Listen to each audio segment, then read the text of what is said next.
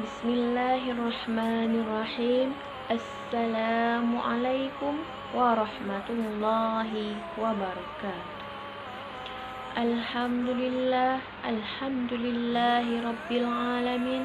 Wassalatu wassalamu ala asrafil anbiya'i wal mursalin, nabiyyina wa habibina Muhammadin wa ala alihi wa sahbihi ajma'in wa man tabi'ahum bi ihsanin ila yaumiddin. Amma ba'd. Pertama-tama, marilah kita panjatkan puji syukur kehadirat Allah Subhanahu wa ta'ala, yang mana atas berkah rahmat dan karunia-Nya lah kita masih diberi nikmat umur, nikmat sehat, dan masih banyak nikmat-nikmat yang lainnya yang dapat kita rasakan sampai saat sekarang ini.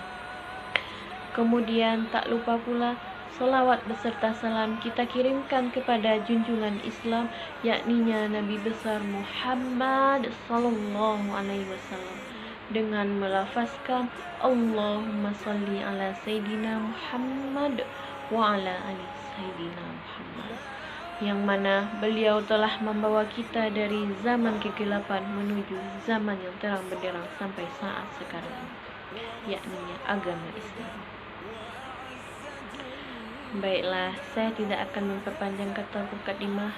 Langsung saja saya beri judul ceramah saya pada kesempatan kali ini, yakni 3 pelajaran utama Hari Raya Kurban. Hadirin wal hadirat rahimakumullah. Ibadah kurban tahunan yang umat Islam laksanakan adalah bentuk iktibar atau pelajaran dari kisah Nabi Ibrahim dan Nabi Ismail. Ada 3 pesan atau pelajaran yang dapat kita tarik dari kisah Nabi Ibrahim dan Nabi Ismail tersebut. Pesan yang pertama yang dapat kita ambil adalah tentang totalitas berdasarkan pada Allah Subhanahu wa ta'ala. Nabi Ibrahim yang mendapat julukan Khalilullah atau kekasih Allah mendapat ujian berat pada saat rasa bahagianya meluap-luap dengan kehadiran sang buah hati di dalam rumah tangga. Lewat perintah menyembelih Ismail, Allah seolah-olah mengingatkan Nabi Ibrahim bahwa anak hanyalah titipan. Anak, betapapun mahalnya kita menilai, tak boleh melemahkan kita bahwa hanya Allah lah tujuan akhir dari rasa cinta dan ketaatan. Nabi Ibrahim dari ujian ini, ia membuktikan bahwa dirinya sanggup mengalahkan egonya untuk tujuan mempertahankan nilai-nilai ilahi.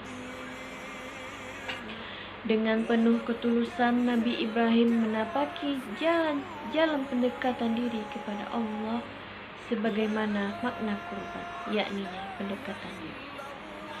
Sementara Nabi Ismail, meski usianya masih belia, mampu membuktikan diri sebagai anak berbakti dan patuh kepada perintah Tuhannya. Yang menarik, ayahnya menyampaikan perintah tersebut dengan memohon pendapatnya terlebih dahulu, dengan tutur kata yang halus tanpa unsur paksaan. Atas dasar kesolehan dan kesabaran yang ia miliki, ia pun memenuhi panggilan Tuhan. Hadirin wal hadirat rahimakumullah. Kemudian pelajaran yang kedua yang dapat kita ambil adalah tentang kemuliaan manusia. Dalam kisah itu, di satu sisi kita diingatkan untuk mempertahankan nilai-nilai ketuhanan. Namun di sisi lain kita juga diimbau untuk tidak meremehkan nyawa dan darah manusia. Penggantian Nabi Ismail dengan domba besar adalah pesan nyata bahwa pengorbanan dalam bentuk tubuh manusia, sebagaimana yang berlangsung dalam tradisi sejumlah kelompok pada zaman dulu, adalah hal yang diharapkan. Manusia dengan manusia lain sesungguhnya adalah saudara. Mereka dilahirkan dari satu bapa, yakninya Nabi Adam alaihissalam. Seluruh manusia ibarat satu tubuh yang diciptakan Allah dalam kemuliaan. Karena itu, membunuh atau menyakiti manusia secara keseluruhan, larangan mengorbankan manusia sebetulnya penegasan kembali tentang luhurnya kemanusiaan di mata Islam, dan karenanya mesti dijamin hak-hak.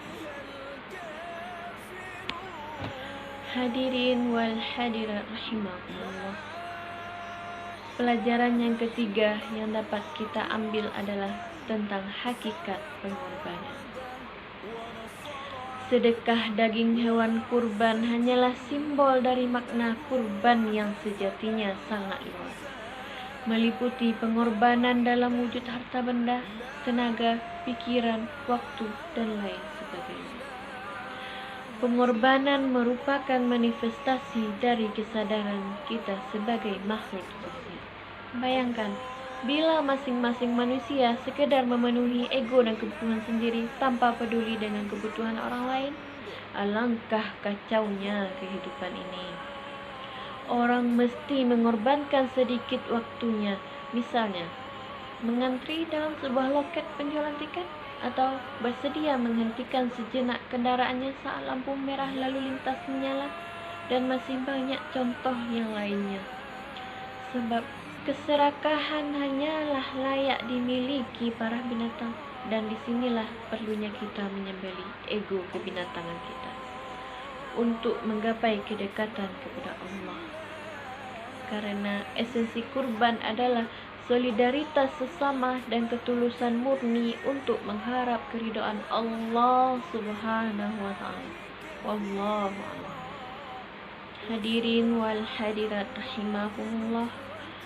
Demikianlah yang dapat saya sampaikan pada kesempatan kali ini. Sesungguhnya kebenaran dan kesempurnaan itu hanyalah milik Allah. Lebih dan kurangnya saya mohon maaf. Wabillahi taufik wal hidayah. Wassalamualaikum warahmatullahi wabarakatuh.